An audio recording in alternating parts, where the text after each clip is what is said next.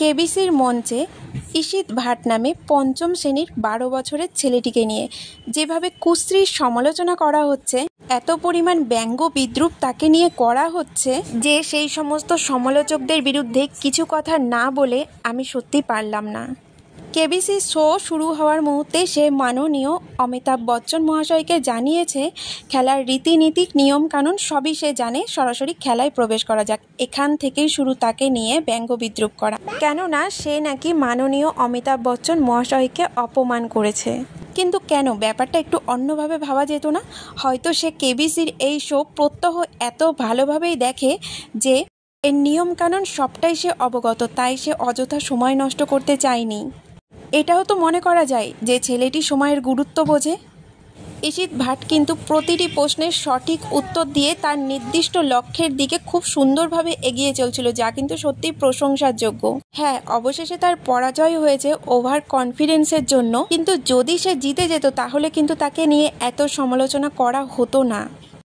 সমালোচকদের উদ্দেশ্যে বলি, ঈশিত ভাট যে কেবিসির মঞ্চে পর্যন্ত যেতে পেরেছে এর জন্য কিন্তু যোগ্যতা লাগে, সেই যোগ্যতা কিন্তু আমাদের অনেকের মধ্যেই নেই।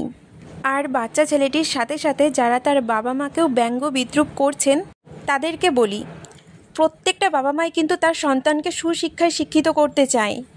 আমরাও কিন্তু প্রতি মুহূর্তে বাড়িতে আমাদের সন্তানদের ভালো শিক্ষাটাই শেখানোর চেষ্টা করি, কিন্তু এর পরেও কোথাও গিয়ে যদি সে অশ্লীল ব্যবহার করে ফেলে, তার মানে কিন্তু এটাই নয় যে আমরা বাচ্চাকে সবসময় অশ্লীলতারই শিক্ষা দিই। একটা বাচ্চা কোথায় কখন কি করে ফেলবে সেটা না তুমি বলতে পারো না আমি বলতে পারি। বাচ্চাটি এইভাবে কেবিসির মঞ্চে সমালোচিত হবে সেই উদ্দেশ্যে কিন্তু তার বাবা মা তাকে নিয়ে যাননি। তার বাবা মাও নিশ্চয়ই জানতেন যে তাদের সন্তানের মধ্যে অনেক প্রতিভা রয়েছে। হ্যাঁ, সত্যিই এটা স্বীকার করতে হয় যে ছেলেটির মধ্যে প্রতিভা রয়েছে, কারণ সে মাননীয় অমিতাভ বচ্চন মহাশয়ের দেওয়া প্রশ্নগুলির সঠিক উত্তর কিন্তু বিনা অপশানেই বলে দিচ্ছিল। আমি তো বলবো ছেলেটা অবশ্যই প্রশংসার যোগ্য এবং প্রতিভাবান একটি ছেলে। হ্যাঁ, দেখে মনে হতে পারে মাননীয় অমিতাভ বচ্চন মহাশয়ের সাথে সে যেভাবে কথা বলছে সেটা অবশ্যই ঠিক নয়, কিন্তু এটাও তো ভেবে দেখার যে এটা তাদের কিন্তু প্রথম সাক্ষাৎ নয়, একটা রিয়েলিটি শো হওয়ার আগেও কিন্তু অনেকবার সাক্ষাৎ হয়।